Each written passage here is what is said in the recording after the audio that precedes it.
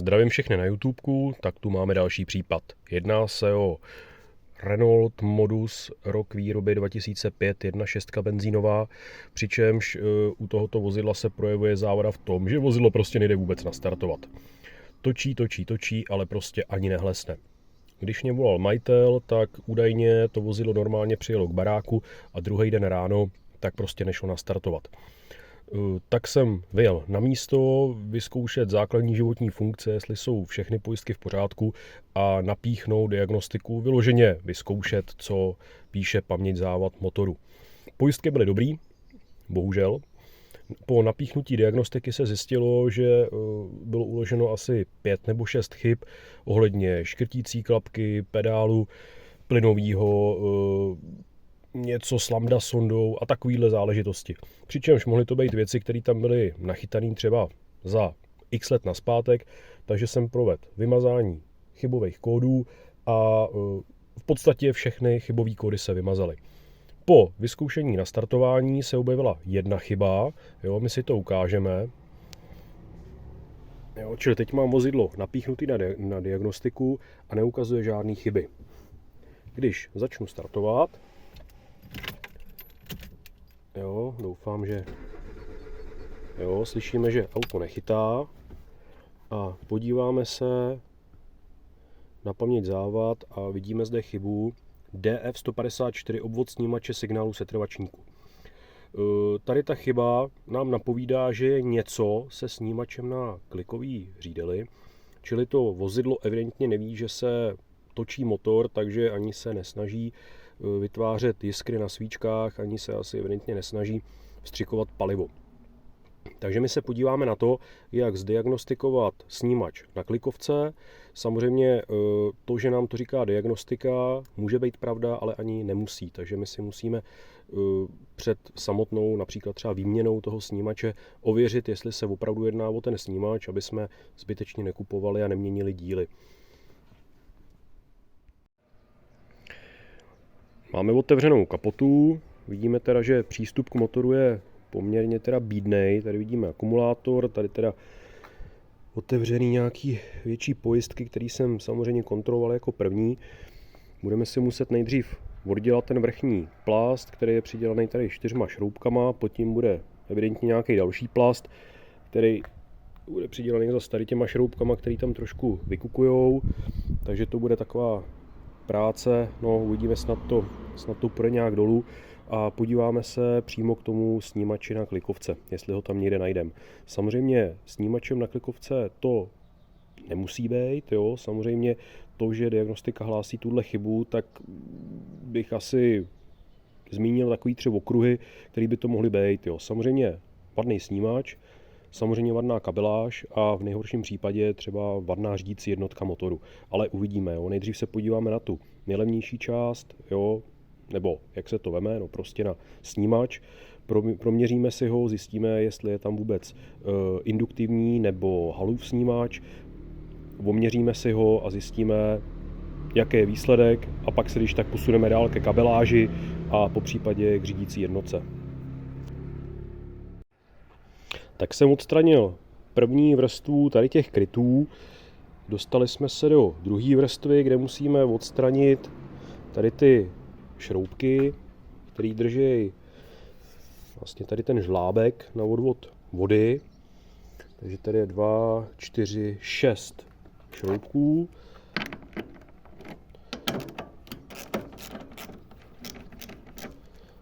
Odstraníme a uvidíme, co nás tam bude čekat.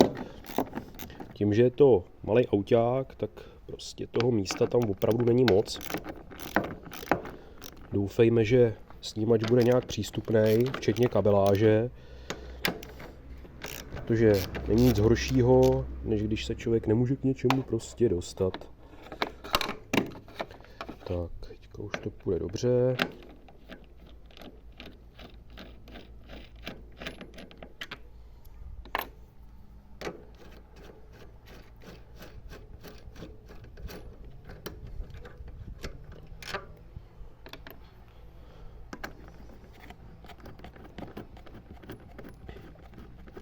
Tomu říkám klidně strávená neděle. Ale prostě hold to tak je, no. Hold to tak je.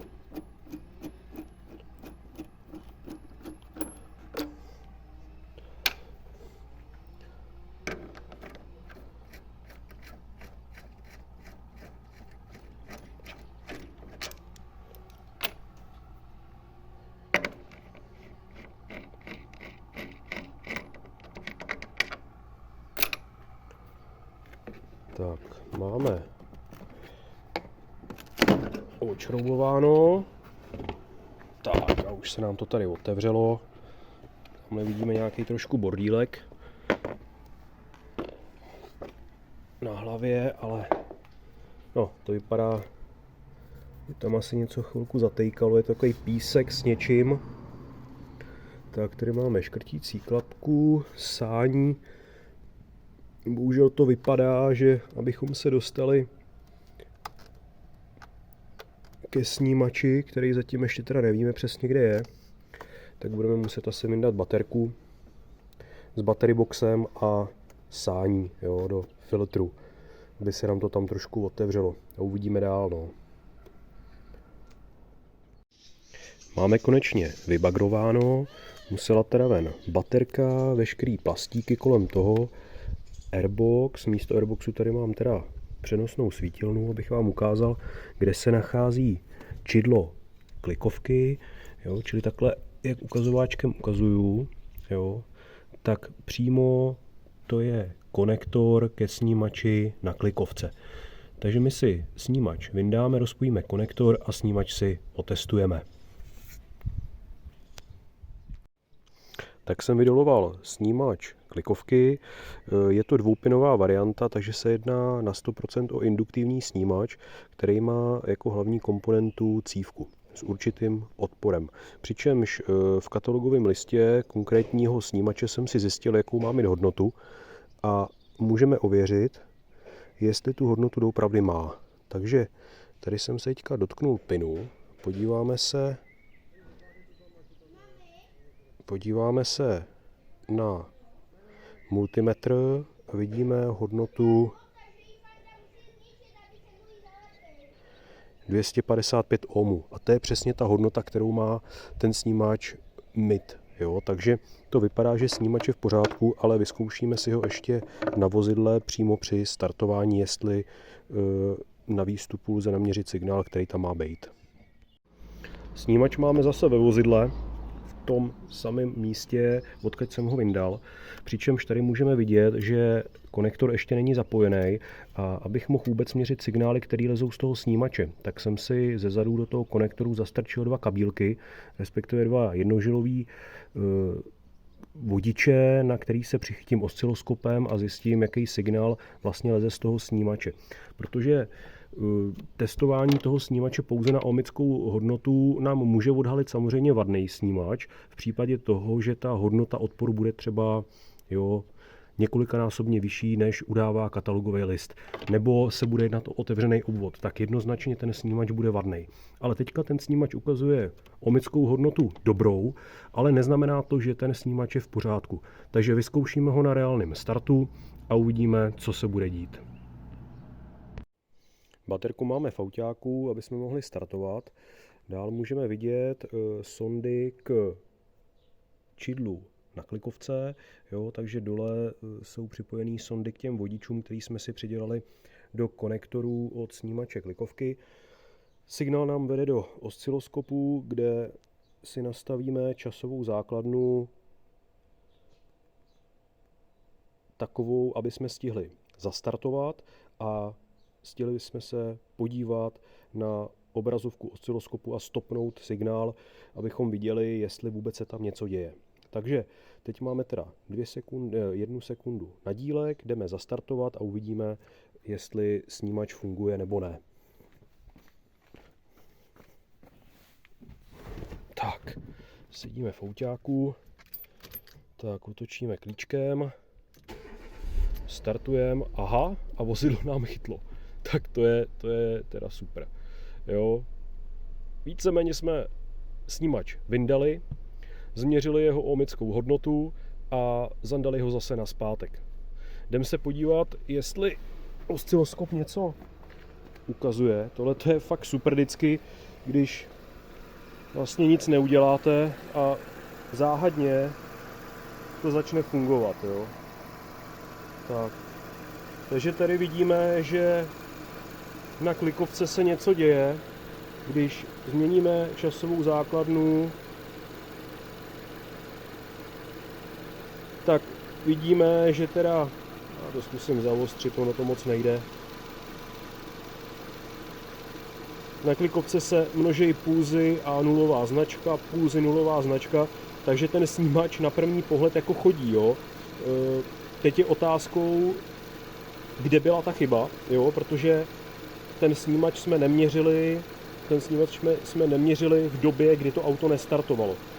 Vytáhli jsme ho z auta a měřili jeho ohmickou hodnotu. Takže je možný to, že v kabeláži byl nějaký problém, který se pohybem toho kabelového svazku na přechodnou dobu vyřešil, takže to vyzkoušíme teďka tak, že začneme třeba tahat za kabelový svazky a uvidíme, jestli tam něco nebude takový bachrlatýho. A druhá varianta, nad kterou teďka přemýšlím, je ta, že ten snímač byl dost zašpiněný. Na tom snímači jelikož v tom snímači je umístěný i permanentní magnet, tak na ten snímač se chytají různé kovové částečky, pilinky a může to zkreslovat vlastně generování toho signálu. Což ten snímač jsem mírně očistil, protože byl hodně špinavý. Jo, takže zkusíme zatahat za různý kabelový svazky. Jo, tady teda máme svazek od snímače, nic se neděje, pak jsem koukal, že kabelový svazek vede pod baterkou, nic se neděje. Tak konektory u jednotky. Jeden konektor jsem měl rozdělaný před chvilkou, protože jsem si říkal, jestli se nenapojím osciloskopem přímo k jednotce, tak jsem hledal piny, které to jsou, ale nakonec jsem teda zvolil to, že se připojíme rovnou k tomu snímači, jo. Ale teda teďka fakt se to chová dost korektně. Takže no, teďka jak to pojmout, jo? Jestli vozidlo testovat, ještě jednou vyndat snímač a pořádně ho vyčistit, jo? Protože ohmickou hodnotu má dobrou. Signál nám generuje a teďka co s tím, jo?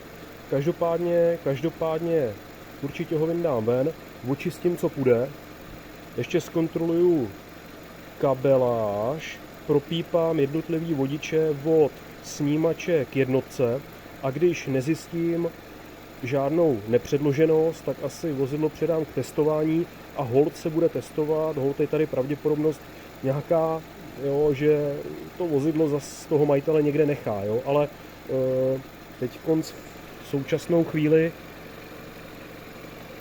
jo, jediný, co je možný, tak teda změřit tu kabeláž.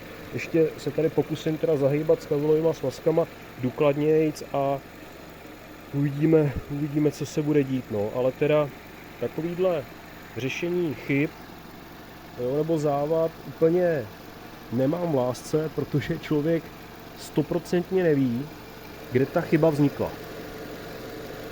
Ještě jednou tady, no ale chová se to naprosto korektně teďka.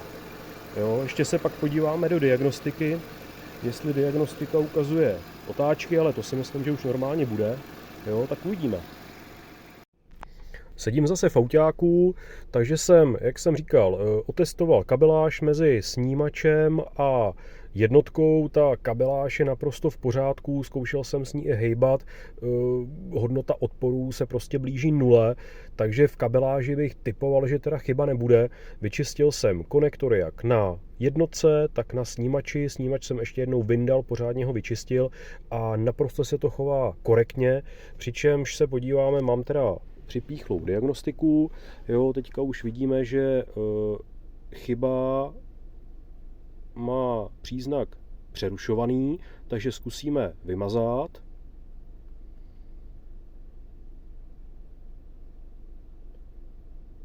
Tak, zase kdo si počká, ten se dočká.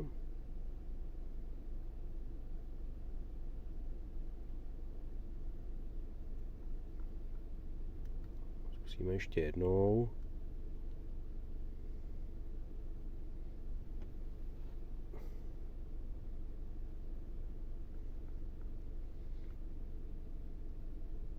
Tak, celý se to nějak zaseklo, takže pohodička.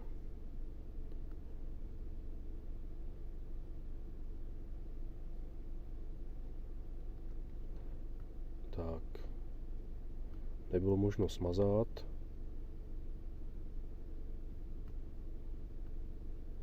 Takže asi chcípneme motor. Ještě to zkusíme s chcíplým motorem. Tak, žádné chybové kódy. Nastartujeme, aktualizujeme a paměť je prázdná, takže se to chová naprosto super. Jo.